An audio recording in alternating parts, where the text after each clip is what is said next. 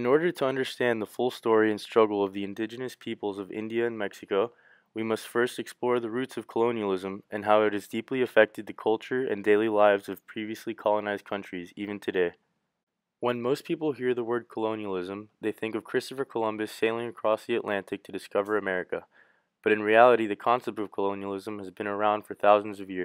Colonialism begins with a powerful leader in search of territory and riches to enhance their power and to demonstrate their status as a worldwide empire. There was Alexander the Great, who expanded his empire to spread through all of the Middle East, building cities and naming them after himself. And Genghis Khan, who began his conquest in what is now Russia and expanded his ruthless campaign of Asian dominance into Middle and parts of Lower Asia.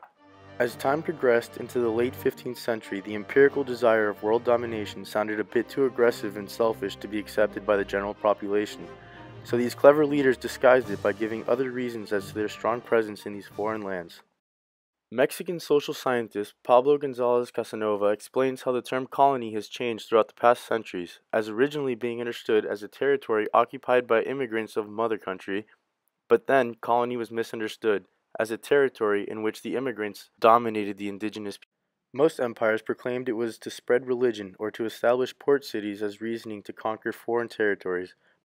But the most common was the claim that it was a purely humanitarian desire to help the indigenous populations. Though we will primarily be discussing the effects of this empirical strategy used by the British during their occupation of India and the Spanish colonization of Mexico, these same colonial tactics were used all over the world and are not isolated to these two regions.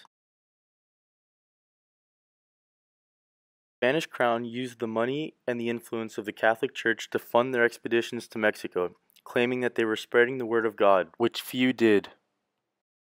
The Spanish government implemented the encomienda system, which designated property and Indian labor rights to Spanish settlers, and in return, the encomendero would provide protection and instruction of Christianity.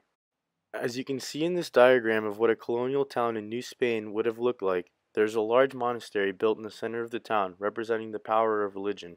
Surrounding the church, we see vast farmland where the natives were used for hard labor with little concern over the teachings of Christianity. This system presented a new dynamic to the colony, the colonizers versus the colonized, and in most cases you were one of either. The white Spaniards who stayed in Mexico after the revolution against Spain continued their positions of power and were a majority in the new Mexican government. Due to the extremely long period of colonization and oppression of the indigenous Mexicans, some white Spaniards felt a sense of entitlement and superiority, and a caste system developed. Similarly, in India, the British government had taken control and established itself as the dominating force. The coastal towns of India were originally just used by the East India Trading Company as ports to stop and resupply or trade for silk and other spices. The British Crown quickly realized the immense wealth and production goods that can come out of India and were eager to partake in their profits. By the mid-1600s, the British had built a very strong presence and influence in India. Like in Mexico, the British clergy and military personnel stationed in India had the majority of control over the Indian population, which vastly outnumbered them. The fact of the matter was that the British had infiltrated the Indian caste system and placed themselves at the pinnacle. They took advantage of the peaceful and respectful nature of the Indian culture for their own benefit and continued to do so into the late 19th and early 20th century. The development and advancement of the Mexican and Indian culture has been modeled by colonialism, but built by the people. Yes, the colonizing powers had dominance and authority, but profits do not arise strictly from dominance and authority, but from blood, sweat, and tears, most of which came from the indigenous people of Mexico and India. In this photograph, we see three Mexican men in the early 20th century on a banana and coffee farm in the middle of the day. The two on the right are in ragged clothing, which gives us a sense that they merely work on the farm and do not own it. The man on the right seems to be much better dressed, suggesting he's more well off. The presence of a railroad track down the middle of the farm suggests that this may be a decently high-trafficked area of Mexico. The body language of the three men suggests that they are proud of their work and labor. Here we have a postcard showing four men, one of which is in a suit, and the rest are wearing clothing similar to the two men in the photo of the banana and coffee farm. This tells us that perhaps the man in the suit is the owner of a farm or mine where these men work, showing the differences in classes. In this photo, we can see a very large team of Indian workers, who are usually at the lower end of the caste system, in the process of constructing a railroad, which you can see at the top right.